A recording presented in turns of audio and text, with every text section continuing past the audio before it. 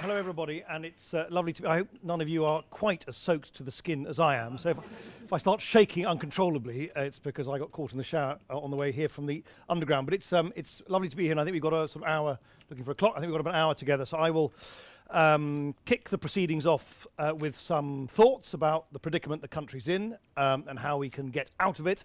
And then I'm very keen to take any comments and observations and questions from you for the rest of the hour. First thing to say is, or to ask, I guess, is you might be asking yourself, why on earth am I still banging on about this? Why don't I just, having been unceremoniously ejected by the good people of Sheffield Hallam, why don't I just quietly go away and shut up somewhere and retire gracefully or disgracefully somewhere? And after close to 20 years in the bear pit of politics, I suppose you could rightfully expect me to do so. And the reason I don't isn't actually anything to do with my politics or my time in politics. It's just I find it intolerable, the idea that my children cannot grow up in the country that they want to because the country was sold a pack of lies. I just find it... I don't know of any. In fact, I can't identify any other country in the democratic world in the modern era that has ever done something as extraordinary as we are now embarked upon as a country. In other words, there is no other example of a mature democracy that takes such a radical and abrupt decision, by the way, decided on a wafer-thin vote, only 650,000 votes in it. If 650,000 voters had voted for Remain rather than Brexit, we wouldn't be in the predicament that we are. But anyway, there is no other example of a country anywhere in the democratic world that takes such a radical decision to go in a completely different direction against the explicit stated wishes of those who actually have to inhabit the future and live with those consequences, namely the young. There's no other example. There's no other example. And I find that both something which continues to motivate and enrage me, but also actually slightly to comfort me, because I think in the long run, it just is not sustainable to say to a whole generation, you cannot have the future that not only you want, but that you said in the ballot box you wanted. I mean, remember, 18 to 24-year-old voters, over 60% of 18 to 24-year-old voters voted, so a much higher turnout than the normal sort of stereotypical depiction of all young people being indifferent towards politics, and 70% of that generation voted for a future which they're not allowed to have. What right do we have as a country to tell the people who have to live with the consequences of this that they can't have the future they want? So that, if you like, is my visceral, personal, paternal motivation that certainly makes me as restless as I am to continue to challenge this for as long as I think it can be challenged. But there's another thing which I wanted to mention, which is this. So much of the British debate about our place in Europe, and it's always been like this, and I'll explain in a minute, I think, some of the historical reasons for that, has always been conducted, or overwhelmingly conducted, through a kind of economist's lens. Are you for or are you against a single market? Are you for or against a customs union? Do you think trade is a good thing or not? How do you boost investment flows or not? What calculations do you make about what is good for jobs? What is good for tax rates? Blah, blah, blah. That's what we do, right? And it's all terribly important. Economics plays a big role in building a prosperous and fair and strong and stable society. But I actually like the idea of Europe itself. I think there is something exceptional about our continent. I think it is quite, and of course I'm condemned to think that. My mum's Dutch, my dad's half Russian, I'm married to a Spaniard. So, I mean, I have no choice. But I don't think I'm alone, and I don't think it does just depend on whether you've got, lots of sort of different nationalities and backgrounds coursing through your veins. I just think it's an extraordinary continent. It's a continent which has been the genesis, the source of so much great thought, so much great culture, so much great civilization. It has extended its reach in terms of Everything from architecture to values, from constitutions to railway lines, in a way that no other continent has done in any parallel sense in the modern era. It's also been the scene for some of the most barbaric bloodletting anywhere in the world. And the fact that the 20th century was drenched in the blood of millions and millions of European citizens, not just once, but twice, in such a short period of time. For all of those reasons, I find it quite remarkable and remain of the view that it is remarkably moving that in the wake of all of that, this continent, this sort of quilt, this patchwork of different countries and languages and traditions and rivalries and animosities and amities should decide to do something that no other continent and hemisphere has ever done before, to enter willingly and freely into a process of mutual economic and political integration into the dependence, which would make war unthinkable and which would encourage communities and peoples of different religions and languages and backgrounds to reach out to each other and mingle with each other. I find that a remarkably uplifting dream. I really do. And it's that is the other motivation for why I don't go quietly. Is because I think that is a dream worth fighting for. And one of the many, many things that we've always failed to do in the United Kingdom is to appreciate that for many, if not most, of our fellow Europeans, European integration isn't just a blip on an economist's graph. It goes deeper than that. It's something about the very identity of modern Europeans. Now, that partly explains my motivation, but I think it also partly explains why in the United Kingdom we have been afflicted and engulfed by public, popular and political skepticism and ambivalence about Europe as a whole, because right from the outset we've always approached it less emotively and poetically than other countries have. And that's partly because of the inescapable facts of history. If I think of my mum, who's Dutch, and I think of the way she talks about European integration, and I'm sure many of you here, maybe some of you come from Germany or the Benelux or Italy or France, anyone particularly of a certain generation who comes from or understands the sentiment and feelings in those countries in the immediate post-war period will know that actually what the European community was, of course it was a coal and steel community, it was the creation of a common agricultural policy and the pooling of sovereignty over the Ruhr and Alsace coal and steel industry. That's what it was in content. But actually what it was as an idea was something much simpler and much more powerful. It was peace after war, overwhelmingly. So it was right from the outset, whatever its technocratic details, a positive emotional undertaking. If I think of my wife, Miriam, comes from a small agricultural community in the middle of the somewhat arid plains, thank God she's not here as I describe it, of beautiful Castilla and Leon.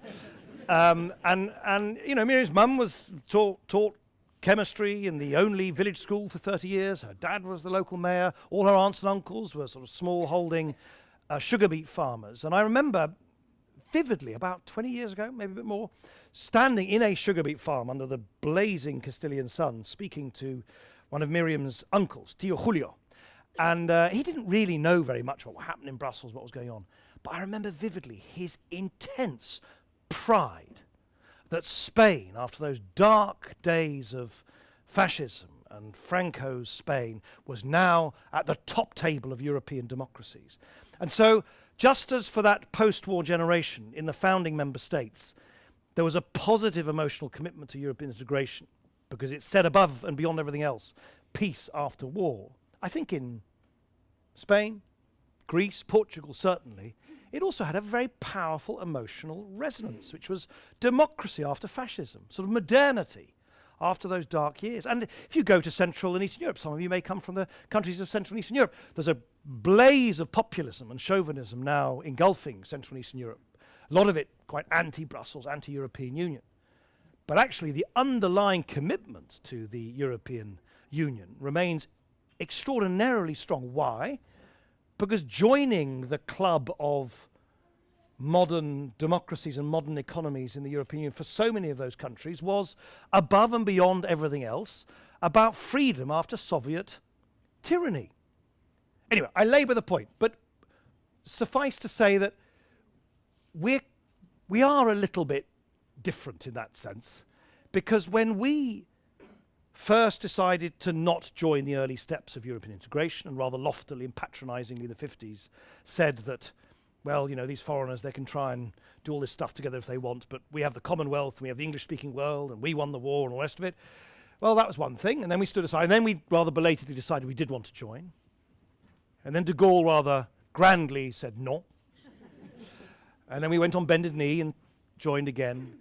And I was born in 1967. I'm too young to remember. I'm not going to make any assumptions about those of you who might be old enough to remember, but you could probably recall more accurately than I can that the referendum in the mid-70s, held, let's remember, very soon after we'd taken the decision to join the European community, all the accounts I've read about it was that this was not a debate, a public debate, about our identity, about our soul, about the emotions of European integration, about the poetry of what it means to do stuff together rather than apart. It was as if the country was invited to take out a sort of pocket calculator and go into the supermarket and work out whether butter would be marginally more expensive or cheaper if we stayed in the common market or not. In other words, it's always been the kind of Anglo-Saxon way, because our history is different, particularly because perhaps the experience of the war and the outcome of it was different, that we've taken a more incremental, calculating, and less emotionally rooted approach to this question. And of course that was reflected all over again in the run-up to the referendum in 2016. There was no poetry to the Remain cause. There was no aspiration. It was all about, you know, GDP points might be marginally down here, unemployment might be a bit, you know, endless contested, still contested, a claim and counterclaim about whether we might marginally be better off or not. And so I'm not going to pretend that I think we can lift the country on a sort of tide of wistful, lyrical pro-Europeanism. But I do think, certainly in a setting like this, it is important to remember there are bigger values and bigger ideas at stake than is often appreciated in the public and political debate. So that's the first sort of cluster of points I wanted to make. The second one is a more gritty and perhaps more unsettling observation, which is a lot of things happened in June of the summer of 2016, and we can talk about this in the discussion we're going to have. I mean, we can speculate endlessly about why 17.4 million people voted one way and 16.1 million people voted the other way. I would only observe, by the way, that with the benefit of hindsight, I think it's remarkable that many people voted Remain. I really do. I really do. It was such a listless and uninspiring campaign to stay in the European Union, A. B, we have been subject to the most remorseless and highly effective, if deeply mendacious, industrial scale anti-European propaganda for decade after decade after decade. The anti-European campaign was well organized, was ruthless.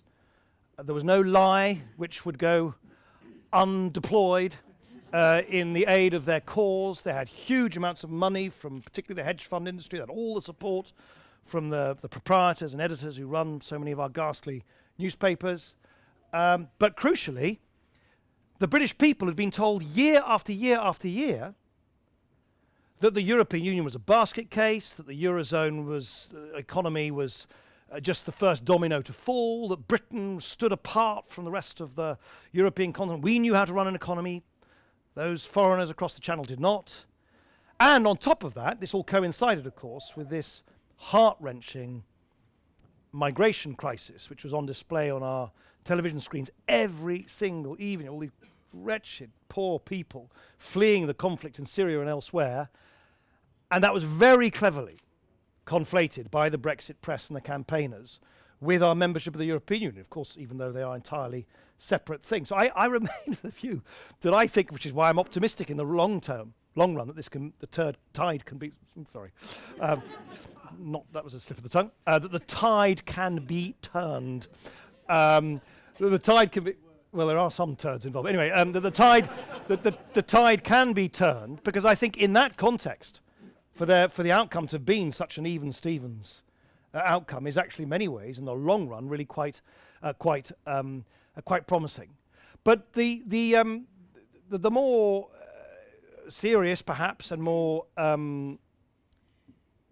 challenging observation I would make is that 17.4 million people voted to leave, and I cast absolutely no aspersions on why.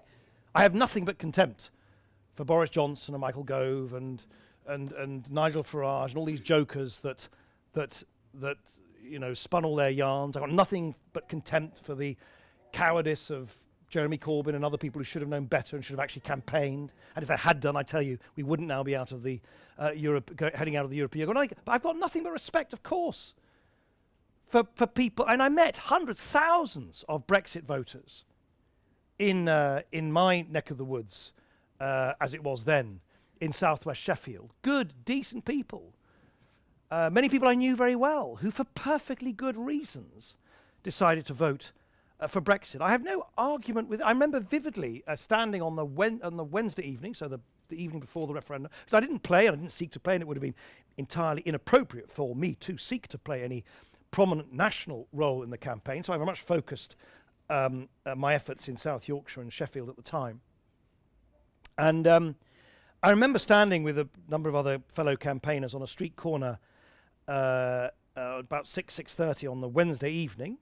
We strategically placed ourselves, as you do, with our trestle table and our balloons and all the rest of it, and our leaflets, at a place where a lot of people stream back home, commuting back from work. And I remember vividly a lovely guy, he a big burly chap, great tattoos on his arms, who I knew him well because I'd helped his daughter, who had learning difficulties, get into a local school. So we were very well disposed to each other. I remember he sort of cheerily waved to me as he crossed the street. "Hello, Nick." I said, "Hello, how are you going to vote tomorrow?" And he said, "Brexit." I said, "Oh, you don't want to do that." But the first thing he said was, "Oh, don't worry, you're going to win anyway," which is quite a clue, by the way. Expectations have a huge effect on how people vote. But then he said something which has never, ever left me. And he said this. He said, "Oh, come on, Nick." He said, you can't ask me." He was a self-employed builder. He said, "You can't ask me to tick a box which says remain, as if everything should remain the same." He said, "I'm working every hour God gives me. I'm working longer hours than I ever have, yet I'm taking week in, week out, month in, month out, year in, year out, remorselessly for 8 long years. I'm taking less money home every week and every month to spend on my kids, to spend on my elderly parents, to spend on the holidays I want to take my families on. And it's your wretched fault, you politicians, and the regulators and the bankers. None of you are suffering. I am. And I'm furious. I'm fed up with the status quo. No, I'm not going to tick a box that says remain." Now, I could, of course, try to argue, as I believe, that actually yanking ourselves out of the world's most fully formed open marketplace of over 500 million people is not going to help him, but I couldn't contest the emotions. That you are angry with the status quo after everything that's happened to our country in recent years, I find that totally understandable. In fact, it's legitimate anger, because he is right. Millions and millions and millions of people, particularly on low and middle incomes, have experienced a more remorseless, non-stop squeeze on their disposable incomes since records began. And people speculate about, was this reason for Brexit or that reason? I can't prove it to you otherwise, but I would hazard a guess that if the 2008 crash had not happened, I actually don't think the Rust Belt would have voted for Trump in the numbers they did, and I don't think this country would have voted for Brexit either. But that the anger that he felt in the wake of 2008, I found both tangible and understandable. So I have no argument with those people. Oh yes, I was going to go back to my more gritty point. That's right. I'm getting carried away. It's this, is that amongst all of those things, why did those 17.4 million people vote and so on and so forth, amongst all those observations, I think we need to be very, very clear that in many respects what's happened in Britain is something akin to an ideological coup. And it's an ideological coup, as I explain in my excellent best-selling book, which if you haven't bought, you really should rush out and get it. I think it's at a knockdown price on Amazon now, by the way. But that there is an identifiable community, group, clique really, of, and they so happen to be, almost all of them, older, angry men, rich, old, angry men, who have, some of them, deep, deep pockets, some of these big hedge fund managers who bankrolled UKIP, bankrolled the right wing of the Conservative Party, bankrolled the anti-European and pro-Brexit campaign.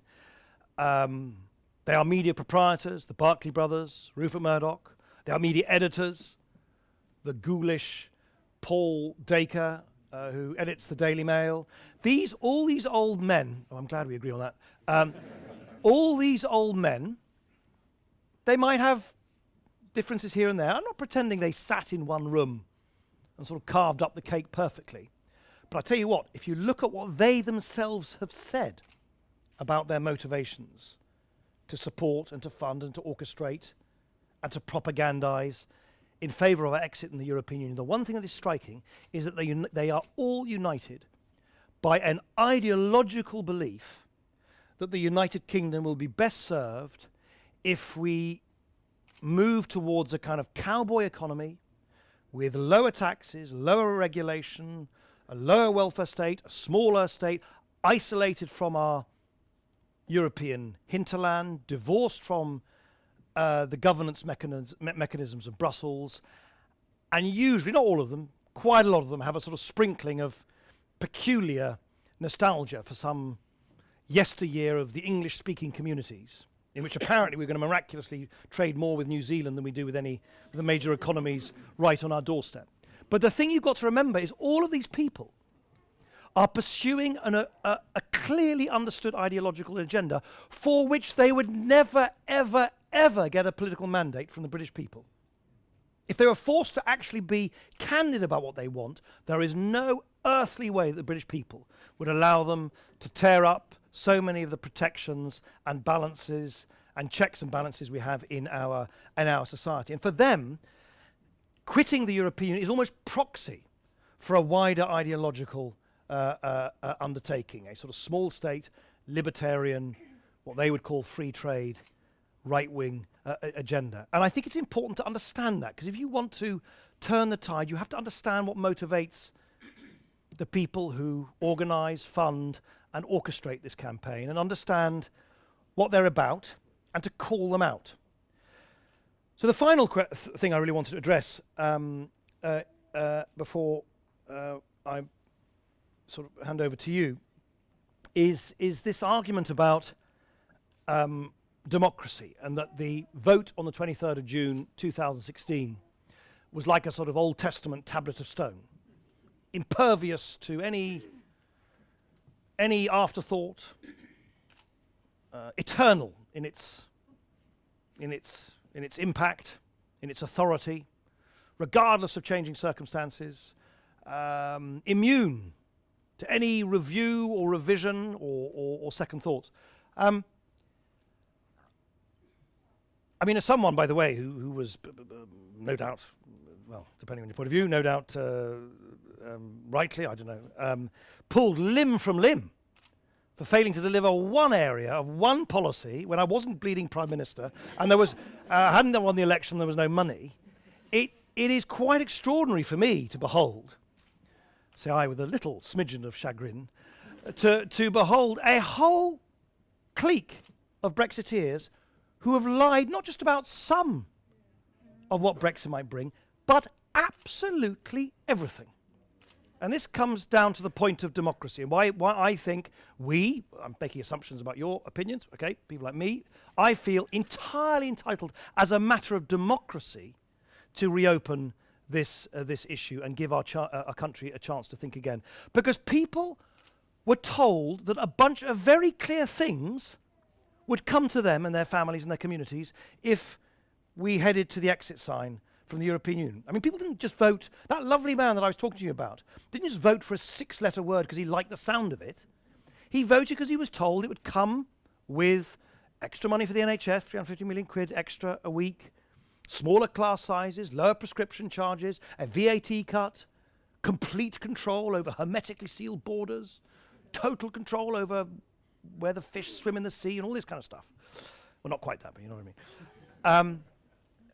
And I totally accept the more fairer and more punctiliously minded amongst you might want to give the Brexiteers and the government their due and to give them the time to include these commitments in the deal they put before the House of Commons, before your MPs at the end of the year.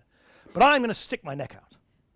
And I safely predict that not a single one of those commitments will be made available to the British people when MPs are asked to vote on the deal. And call me old-fashioned, but if you tell the British people that a whole bunch of utopian things are going to happen, and you fail to deliver any of them, then in a representative democracy, and guess what, we still are a representative democracy, despite whatever Paul Dacre might want or thinks, I think then MPs are, I wouldn't even say entitled to, I would say are duty bound on our behalf to say, I'm sorry, you promised my constituents a whole bunch of things. And they legitimately expect that. You have failed to deliver any of it.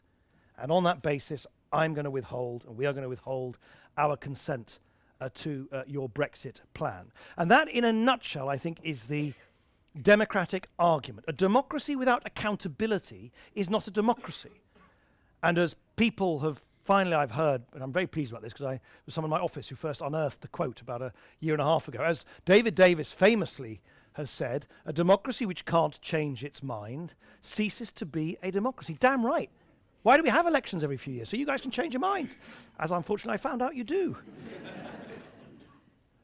So this idea that history stopped, time stopped, democracy stopped on the 23rd of June, and that gives a sort of a carte blanche, a blank page for these sinister, angry, unaccountable, unelected, right-wing old men to just run amok in our country, and gives just a blank page to these jokers and opportunists and liars who led the Brexit campaign. I don't call that democracy. I call that an absolute travesty of the checks and balances and of the accountability that should always operate in a mature democracy. So don't ever, ever believe this bile and this tripe from the Brexiteers that somehow we are not respecting democracy by saying that when the facts change, we as a country are perfectly entitled to change our mind with them. Thank you very much.